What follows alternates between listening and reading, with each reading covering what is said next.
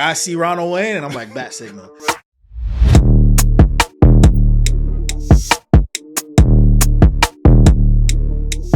How do you become part of something bigger? Once you become consistent, you build authority. When you become an expert, you can charge more. But how much do you charge? What is your day rate? You should already be having a conversation with this client even before you guys talk money.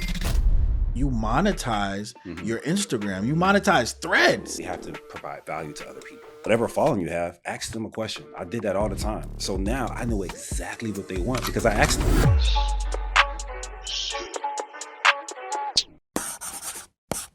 Welcome back to season 3, Attractive Mindset. Listen, we have to start this season off with some heavy haymakers. There's only going to be haymakers coming on this season. Every season respectfully had their own haymakers, but season 3, we're coming to you in our own brand new studio. We got Attractive Mindset studio in the building. Y'all clap it up. You already know. And so without further ado, I want to get into our first guest. Man, I've been trying to get him on this podcast for like 2 seasons. You know, this 3rd season, he gracefully blessed us with his presence and he even wore shades. But I'm going to let him tell you a little bit more about himself. We got Batman Ronald Wayne in the building. What's good, my bro? What's good, G? I'm here, man. Thank you for having me, bro. Congrats on the studio, man. It's fire, man. It's fire. Absolutely, my brother.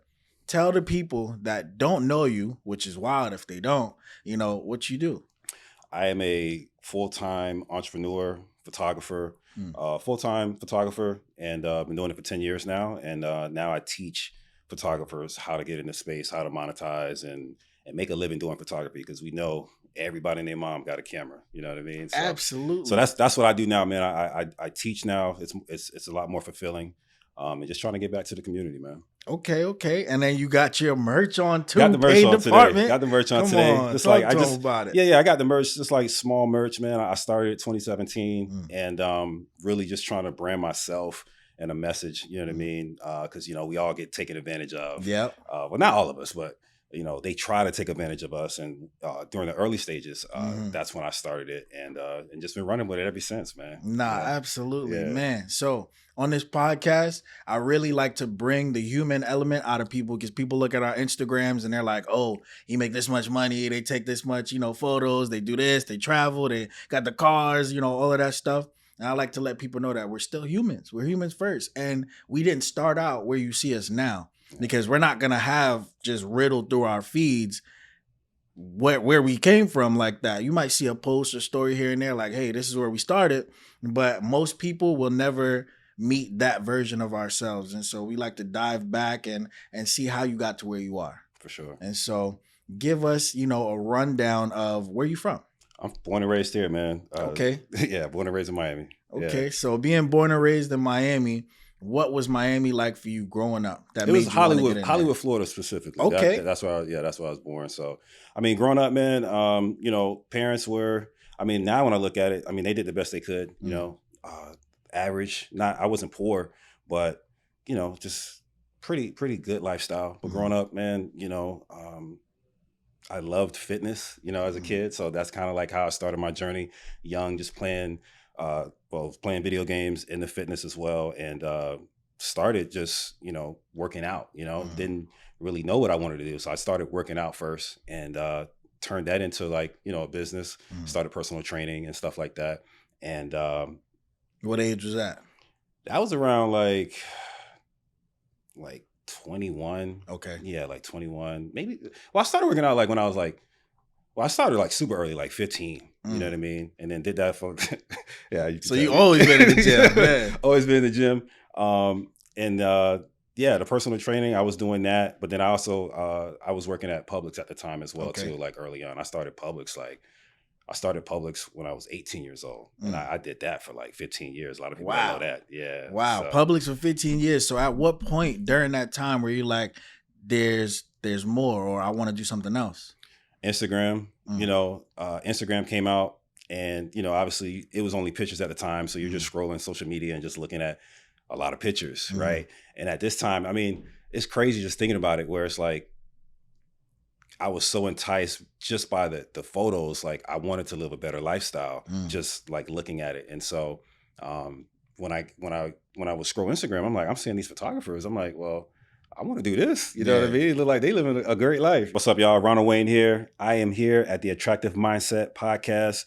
We just talked about leveraging multiple streams of income, building a powerful personal brand, and so much more. Make sure you click the link below, right? Yeah. So, but it was a crossroad because I was personal training at the time, and I had like a pretty good clientele. I had like 5, 6, 7 clients, and it's something I want to do. So I bought a camera. Right? Okay. Yeah, I had a Canon 60D. That was my first camera. Canon 60D. Okay. Early beginnings. Yeah. Early beginnings, man. So I knew I wanted to get creative, and I love the creative space. So I just took pictures of my clients. I'm like, well, let me just start taking pictures of my clients. That's what I was doing.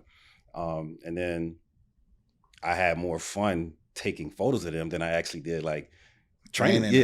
Gotcha. You know, like I'm in iMovie. I'm like doing before and afters and showing the progress of them, and I had more fun doing that.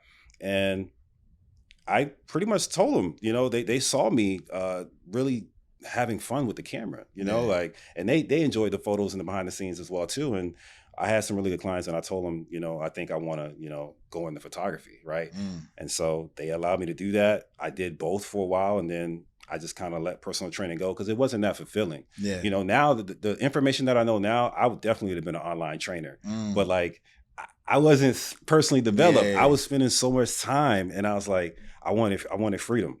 Gotcha. So that's kind of like, you know, what I was doing at that time, you know. Okay. No, that's major. So 15 years in Publix to transition into the personal training and then pick up photography. So now you're in the realm of photography. You went to college at all? Then, well, I did I did a little bit of college. I wanted to be a cop too, man. Okay. Yeah. So Federale. I'm so happy that didn't work out. Like, you got to look at life, man. The things that don't happen are a blessing. You know what I mean? What made you want to go on that side? I mean, at that time, man, it was just like, I mean, back in the day, if you worked at Publix, UPS, law enforcement, lawyer, it's just like, it was just a good job, man. Yeah. And my parents, like, they just wanted me to be successful. And obviously we want to make them happy, you know? What's your roots? Just, I'm American, bro. Like, just American. Yeah, just American. Gotcha. You know? Working at Publix, they thought I was Haitian. Where are you from? I'm from New York, but you know, my people Jamaican, Trinidadian. Okay. Yeah, that's what's up, man. I always get that. It's like, oh, you look like Haitian. You look like I would have thought you was Haitian. You know what I'm saying? So it's just like sometimes it's tough. It's like they get mad. It's like, damn, you're not Haitian? Yeah. Now they got beef with you. Now they got beef with me. Bro. Okay. So okay. So your parents, as you grow up, as you're doing these things, when you transition out of Publix, you know, something that would be considered more stable into something as free will as photography, what they say? You know, they weren't, I'll be honest, man, like growing up, I was doing a lot of different things. So they weren't like, they weren't super excited. Gotcha. You know what I mean? There wasn't any real, like Publix at the time was the only thing that I was doing consistently besides the gym and stuff like that. So leaving Publix was something that they didn't really accept. Right. Okay. But they love me, you know what I mean? So it's like, and so that was like me still, I still wanted to like prove to them that I could do it. So when I left Publix, I did have a plan though. Like I was like, I had a little bit of retirement from Publix. And so I used that, like at the time, like my teeth were messed up, and I gave my parents some money and, just used money to, fix my situation a little bit, you know what I mean? And then I didn't want to just sit on that money that I had. So I applied to Live Nightclub. And I don't know, a lot of people don't know I did security, right? Okay. So then, so I did security at Live Nightclub for like 4 years. Wow. You know, I had the retirement money, which wasn't a lot, but it was enough. But I didn't want to, like I said, I didn't want to just sit on that money. So I worked at nightclub to kind of stay busy, but I was still using that money. You know what I mean? Okay, I make $700 some nights. Some nights I make no money. You know, I make $1,000, and the next night I make $50.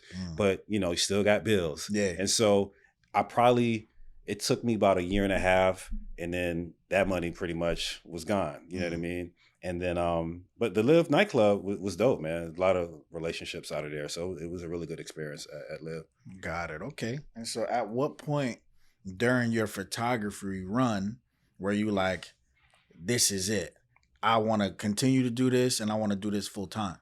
So building the relationships through the nightclub definitely helped give me confidence to say I could do this. And mind you, this was like 2015 to 20, like I was there like 3 years. And so during the last year at the nightclub, I man, I mean, you know what the club life's like, man. Like Yeah. the networks, they're incredible. The Yeah. people that I know now, still through nightlife, and the people that still work there, like I don't really go out no more, but when I do, I still see the same people. Yeah. And it's a good thing, man. So long lasting relationships. But what's interesting though is I was still scared to go full time, even though I had built those relationships. So, but I was at a crossroad where I was just losing a lot of sleep, working the late nights and stuff like that.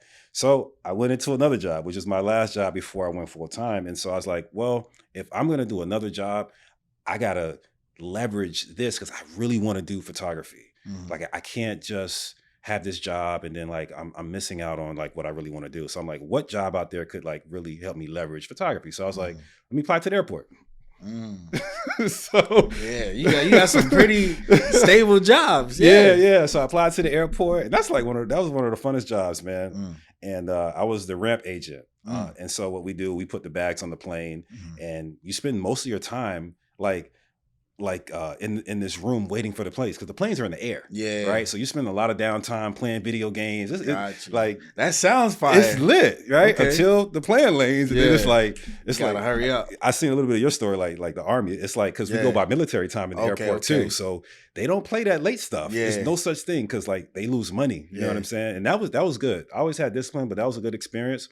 Then I started to travel, using the perk benefits from the airport and stuff like that. Okay. Going to LA. The crazy thing is I had never been on a plane before I started working at the airport. What? Yeah, which is crazy. You know, that fact happens a lot for people from Florida. What is it? Like, I don't know, man. Y'all just don't travel. Yeah, man. So that's crazy. And the first spot was New York. Okay. And I went to New York, started taking pictures out there, using the buddy passes and stuff. So it was a really good experience. And then that's when I started to save a little bit more money because I was working more, leveraging, going to LA, doing things, little money, but compound interest, just saving as much as I could. My rent was cheap. My rent was like, I had 3 roommates at the time, and my rent was like, I think $700 or something like that, something crazy. At a cheap. split? At a split, yeah. Okay. So a townhouse in Pembroke Pines, the rent was like $2,100 or something like that. I got to pay $7,000. Cool. And it's crazy looking back. I was confident. So I was like, I think I can do this. And I only had 3 months worth saved. And mind you, bro, you can't do this stuff now. Yeah. Like, you only got 3 months saved. Yeah. You better. I know people with no months saved trying to make it. That's another thing too. So saved up 3 months. I had my confidence, bro. And I put in 2 weeks notice at the airport. And that was the beginning of a 10-year journey. The airport was the last job I had. And, crazy. 3 months, Wow. No, that's fire, and so when did you turn into Batman? Oh man, that's a good question. When did I turn into Batman? All right, so this is year 10. I would say like maybe 3.5, 4 years ago. It took a while, man. Yeah. It took a while. No, because maybe 3 years you ago. develop I can't like really, this aesthetic. You develop like this.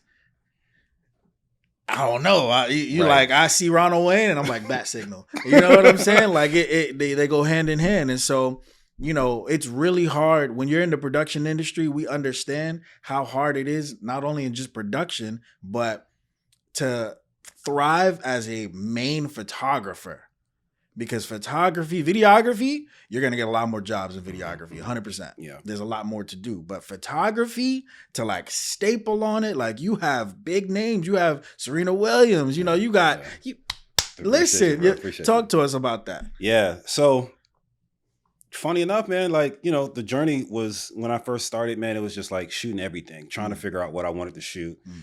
And it took a while for me to like really figure out what I like. So, that's what I encourage everybody to do in the beginning. Always, you have to shoot everything to figure it out. I started off shooting the fitness stuff because that's what I was like, all right, cool. I love going to the gym. I'll shoot fitness stuff. And that worked out really well. I did that for like the first 2.5, 3 years. And I was still doing other things, but the page was just like, I looked like the fitness go-to guy. leveraged that, traveled to LA, thought I was going to become pretty much a fitness videographer. When video first came out, 15 seconds, 30 seconds, I was chopping up these crazy fitness edits. And I don't know if you know Xavier D'Angelo. He was like, that was like my right hand, he's still my right hand man. Like he helped me, mentoring, teaching me how to edit, all this stuff. And him and Meech. Oh yeah, Meech, man. Meech? Meech dangerous, bro. Shout out to Meech 213. That boy is nasty with it. Yeah. So because Xavier was my mentor at the time, I told him, I was like, yeah, bro, like I'm gonna just do this fitness stuff, fitness video. He's like, and he was so hard on me, and I appreciate everything. Like when I say hard, like hard. You know what I mean? Like that image doesn't look good, or why would you post that? Or and that's how I talk to my friends, but they'll appreciate it down the road, and you can't have yes men. So like I appreciate him. So he was like, if you only do video, you're gonna lose too much money. And I was mad. I was like, damn, bro, I really want to do video. And obviously video's king. Video's king now. You know what I mean? But I listened to him. So I was like, all right, fine. I'll keep doing photography, right? And I did that for a while. I did that for another 2-3 years. And then I was like, I liked it, but I don't really remember what happened. But no, I know what happened. I was getting more clients that when they flew in, they wanted to go to the beach, right? As much as I love the gym, I keep forgetting, like we live here, so we spoiled. So it's like we don't like. I don't remember the last time I've been to the beach. And I live here, right? So it's like, and so I kept that in the back of my mind, and then I was like, why am I going against the grain right now? Like if I'm in New York, I'll do fashion, right? But I'm here in Miami. Why am I doing anything else but that? And then I seen other successful photographers doing swimwear, and so that's when I decided to go all in. And I went in on just swim. And then, then from there, that's when I really kind of like was starting to become Batman because I, starting to build authority and getting the clients and stuff like that. So like, that's when it kind of all, once I niched down into swimwear. No, that's fire. And so when you niche down into swimwear, just to break it down for some of the production people that might watch this, you have your individual shoots, but now you have big brands start to want to pick you up, especially when you go to like swim weeks and you travel to New York and LA fashion weeks and do all that stuff. How do you become part of something bigger?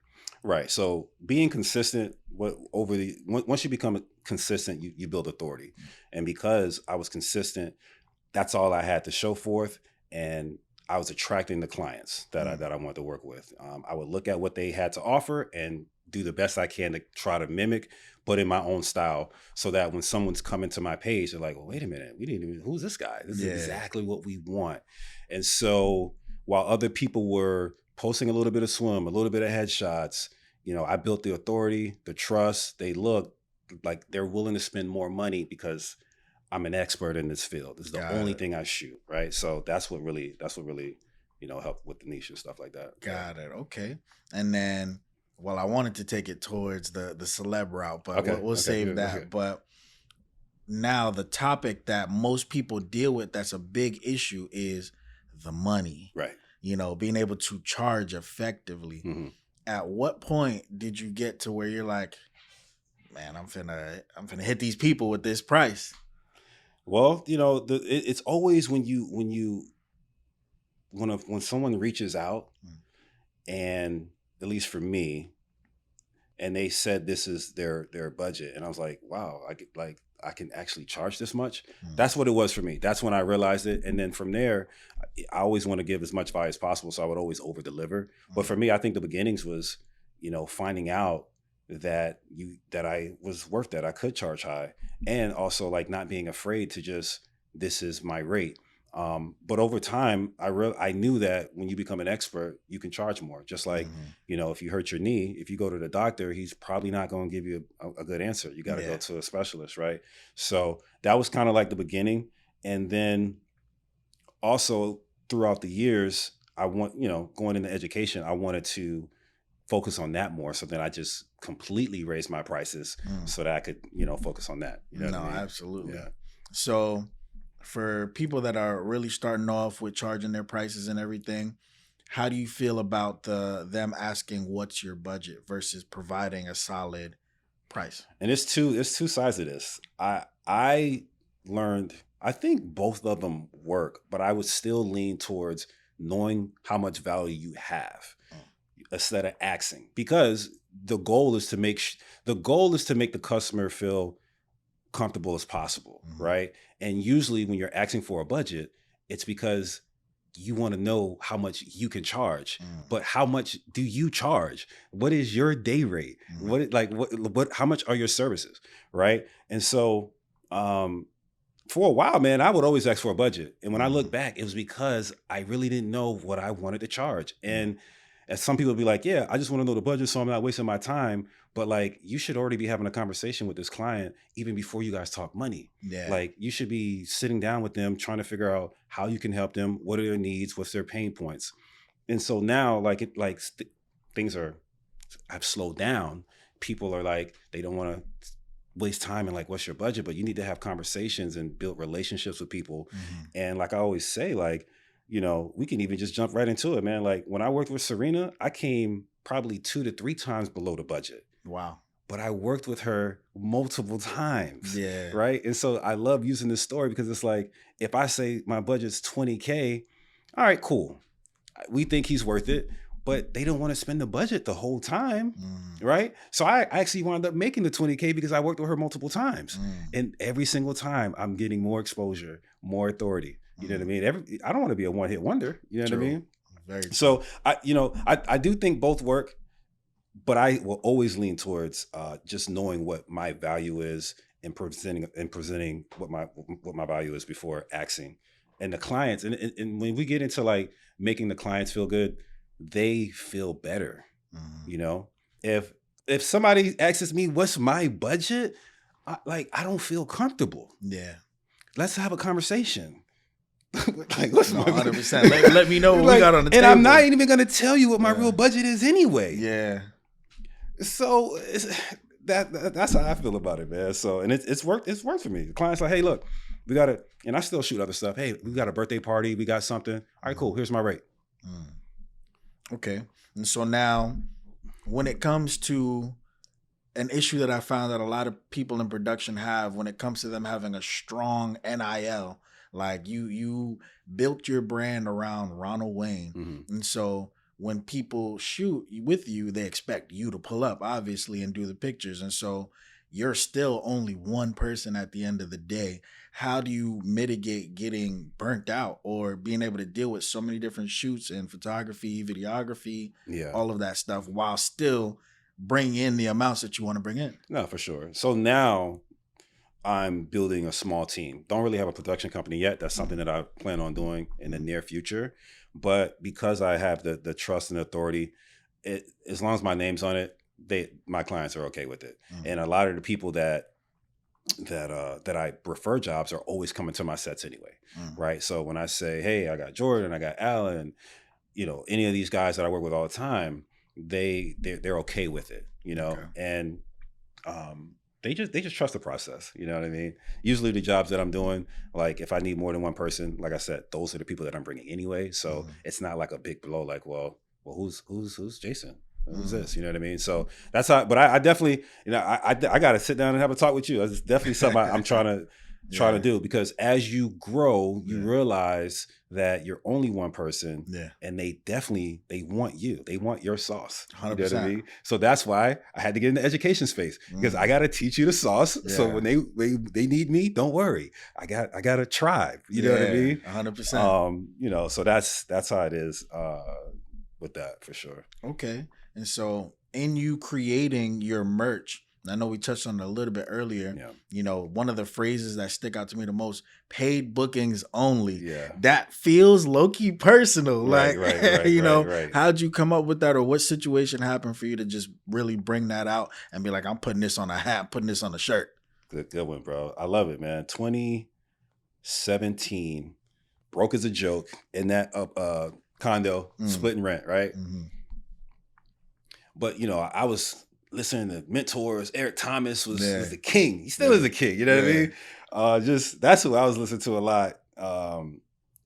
It was New Year's Eve. Everybody is outside, you know what I mean, getting ready to celebrate the new year, right? Mhm. And I always had paid bookings only in my bio Mhm. because I was trying to deflect or like get rid of the models that were just wanting to shoot for free. Mhm. You know, when I was shooting, a lot of the models would ask me to shoot, and then they would have, you know, Bang Energy was popular back then. Yeah. You know what I mean? Any of these brands, I was getting taken advantage of by these models. Like, hey, Ron, let's do a shoot. And then they're I didn't realize at the time they got all these products that they're shooting. Mhm. Sometimes I wouldn't even like the images because I wasn't at that time. I wasn't, you know, didn't really know my style. So, Mhm. but then they're getting these images, they're making money, and that was always in the back of my head. It was just happening over and over again. Yeah, prominent status, super big back then. Yeah, you know. So New Year's Eve, I said, you know what? I'm gonna just stay home, man. Everybody, I need to going into 2018. I need to do something different. You know, they turned everything off, bro. Like, and it's crazy. Like, I remember, so I was like, I went on my Instagram and I was like, just started thinking. I'm like, paid bookings only. Let me I'm studying Shopify. I'm like, I'm studying all this new stuff, right? And I was like, let me I should make a clothing brand out of this. But first, let me see if the website's available. So I went to the website to see if it was available. And so the website's available. And the last thing I checked, I was like, there's no way the Instagram handle's available. It's impossible. Available. It's available, right? Wow. So and that's when I did it. And then, you know, just made a Shopify page, Yeah. generic and Fire. generic logo, and then that's what did it. And then I left it in the bio, and then I said, moving forward, if I am going to work with these models for free, you can bring your stuff. I just need you to wear my clothing. That's it. And then it was exchanged. They loved it. They loved the message, which was good too, which is important. And that's kind of how it started, man. And that transcends industries. It transcends. Literally, like you can go into any industry at paid bookings only. Yeah. You know what I'm saying? Yeah. No, that's a staple, man. That's fire. And so now I want to go back into, you know, the development after you start to understand your value, start to push your worth, you niche down, you start to teach. When did YouTube really start to become super big for you? So YouTube was a place just to post my work. Instagram always compresses the quality. So I wanted, whenever the clients would reach out or I reach out, either or, I wanted to show them, because I wanted to really sell you on like what this stuff really looks like, right? Back then, the A6300, right? But hey, in that time, it was hitting, right? So I was like, all right, cool.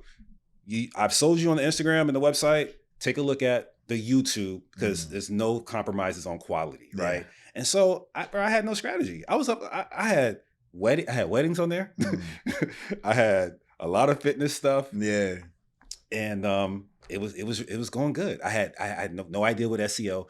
It was just literally a catalog so that you could see the high quality. Then, as you know, when I'm within my niche, shooting swimwear, I was like, well, I'll just keep doing the same thing. I'm just gonna do the little model portraits, 2,000, 3,000 views, but just build a catalog. That was all I was doing. And as I'm in my niche working with clients, one of the swimwear brands reached out to me and said, hey, we love the videos that you got going on. Would you like to come film a swim week? It's like 2018. I was like, all right, cool. I don't know how to do it. So I go out there, and now looking back, it's like, you know, I did a video on like how to actually shoot it and what time to get there, but I got there late, didn't really get a good angle, you know, rookie of the year, you know what I mean? But what I did was I stayed there because I saw that, you know, the Opoly, which is a popular brand. Yeah. I stayed there. I was like, man, I hope they don't kick me out. And then I started uploading, you know, I uploaded that show. And then when I uploaded that show, just because the relevancy and the popularity of Swim Week, that's when I got the first hint of like, whoa, like I'm getting all these views off this. And I was already, you know, this is my niche. So then I just started putting 2 to 2 together, and then just continued to start uploading, you know, more Swim Week stuff. You know what I mean? And then that's when it just started going crazy. Nah, that's fire. And so cracking the code in different ways, all centered around the same industry, is genius. This is why you're Batman. Literally, like people have to understand, Batman has the most original yet realistic superpowers of all. He has the ability to think about things on a grander scale. And so when I say like you're Batman, this is why, because you're hitting all these categories and you're putting things in perspective for people in these industries that don't even get close to these things. And so one of the last things that I want to touch on is when you monetize Mhm. your Instagram, you monetize threads. Mhm. Like you're Yeah, monetizing yeah. these social media platforms like it's nothing. If somebody wanted to start off doing those things, where do they start and how can they stay consistent doing it? Yeah, you have to figure out, what your value is because we have to serve other people, Mm, right? We want to get paid, but we have to provide value to other people, mm, right? And once you figure that out, you just double down on whatever that is. If you're a trainer, provide as much value as possible. If you're a wedding photographer, find ways. Look at what the competition's doing. mhm, You have to. Like people that say, "Hey, I'm not looking at what the next guy's doing," doesn't make any sense. mm, I need to know what they're doing, mhm, and so I can improvise, figure out, and improve, right? And mhm, then from there, you know, learn as much as you can, right? mhm, Like I still get courses. I have mentors. mhm. My goal this year, and I'm almost there, is to spend $10,000 on mentorship, There it right? is. It's the most I've ever done, Mhm, but it's dividends. So like when people are seeing me, you're seeing everybody that I invested in, mhm, right? When you're thinking about monetizing, you know, just pretty much study, man. All the information's there, mhm, right? Like a lot of the stuff, I would just Google it, right? Whether it mhm, was Shopify, you know, threads, like just being the first, right? Don't be afraid, right? And lean in on your strengths. Like not everybody can get in front of the camera, but you mean to mhm. tell me you can post a caption, meaningful caption, and you can get paid from it, right? Yeah. So the opportunities there, even like 5, 7 years ago, there was no Uber and DoorDash and all these things. So Mhm. I mean, it's too much opportunity out here, man. No, You know what I mean? 100%. Like, And so we finally reached the part of the segment where this is called gem drops. okay. And so this is what I like to give back to people if they watch the video, because Mhm. you do YouTube, Yeah. they Yeah. fizzle out in the first five, Yeah. 10 minutes Yeah. or no. Yeah. But Yeah. if they make it to this part of the video, we like to give them true gems. And Yeah. so Yeah. if somebody were to book like a consultation with you, Yeah. coaching session with you, and let's say they're in production, Mm-hmm. they're a startup production, Mm-hmm. person, and they make like $200, how would you help that person mold their brand within the next 6 months? 6 months, you got to document the process. Mm, Everything you're doing, document it.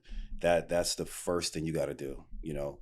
Show up for your community, ask questions. A lot of people feel stuck. mm, Whatever following you have, ask them a question. I did that all the time. So now I know exactly what they want because I asked them. I'm not guessing. mm, And you still want to do the things that are true to you. So if they say, "Hey man, we really loved you doing the fitness content," right? I can't just only do fitness content, right? mm, So, ask your audience what they want. And then from there, you can either make a product, provide value, and just double down, keep iterating and just keep asking questions. And you'll stay true to yourself and sky's the limit, man. You know what I mean? Absolutely. Yeah. And then at what point should they break away from the physicality of just doing, photo video with somebody else to Okay. maybe upgrading to like a physical studio like you have? Okay. I mean, it's what they want, man. For me, I just had to get out of my own way. For me, it was I kind of wanted a clutch, like having someone there, Mm, like investing in the studio with somebody, but mm, it wasn't. I couldn't wait for everybody to get in position, mm, right? So just depending on your situation, what your goals are, which is important. I knew I wanted to leverage a studio to build multiple relationships, to shoot there, to rent it out. You really have to know what your North Star is so you can really move forward. Do your research. Like I said, all the information's there and figure out, I'm a like I just like to squeeze the lemon and like whatever I'm doing, it just needs to get squeezed, right? yeah. So there's no I'm just gonna get paid this one time, Mm, right? I got to get paid multiple times, mhm, and so that's how I look at it, and that's how everybody should be looking at it, especially now in the economy, So figure out what you want to do. Figure out if there's multiple ways to make money. Make sure you're fulfilled as well. That's very important, mhm.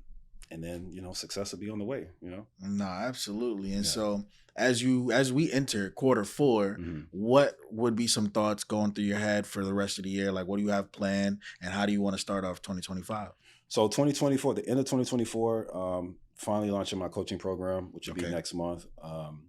Really excited about that. You know, I've been providing so much value. Been doing a lot of one-off coaching, but now I'm going to be doing group coaching. And then next year, hopefully, make the move to LA. That's going to be big. And interesting enough, I really crave community. That's why I'm going to LA.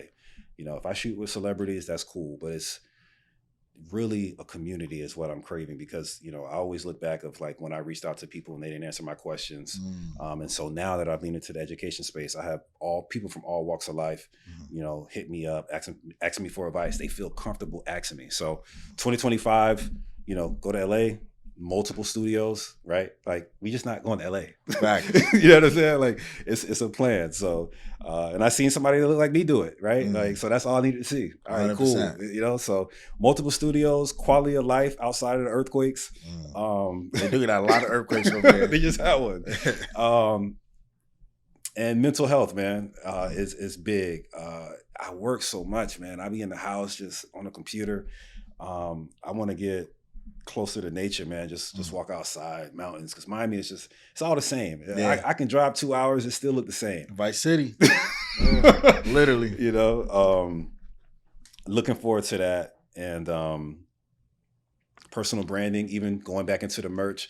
I really branded this it's just my little side project. I believe in focus, so I didn't really like go hard on it. I just wanted to brand it so to identify who I am and what I stand for. Yeah. But being out there in LA as well, you know, Design District, they got the Fashion District. I can really start doing some really unique pieces, one-off.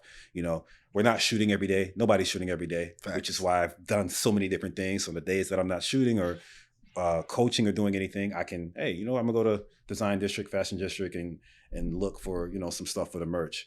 And then, like I said, the main thing, community. And I have that out there. And just to expand on that, man. So 2025, I'm really looking forward to hitting the ground running, man. You know, nah, that's amazing, man.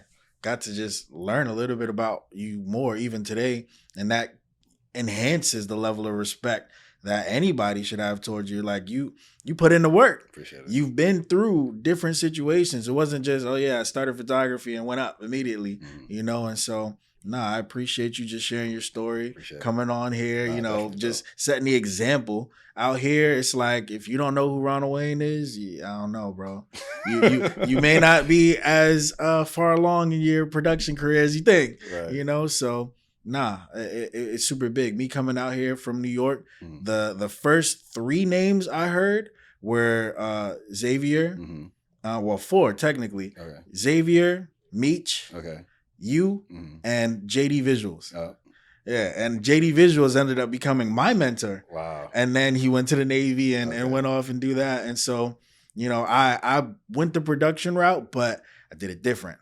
You know, instead of growing personally, I grew volumetrically and brought a whole new feel to it. And so some people liked it, some people didn't, because I had to accept things didn't look the same way that I would shoot them.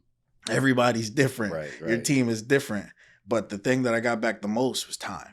Yep. And that's what meant the most to me. And so I started to expand on that. But now, man, like just being in the room and appreciate it. This knowing that this content is just gonna be there on YouTube forever. That's the best part. Just forever. You know, this is where statemental things are created, because you see us at this stage of our journey and it's only gonna grow from here. But man, if people wanted to follow you, look at your work, tap in with you, where could they do that? This camera right here? Yeah. If you guys are following me, all social handles, Ronald Wayne. And if you need help with coaching your business, you're trying to scale your business, just tap in any of the socials below. Ronald Wayne on Instagram, Ronald Wayne on YouTube. And that's it, man. Thank you for having me, bro. Absolutely, man. This is another episode, the first one of season 3, Attractive Mindset. You know, we had the amazing Ronald Wayne in the building. And as we always say, if you like the video, make sure you share it with a friend. But we look good. We live good. Life is good. Talk to us. We talk back, and we out of here.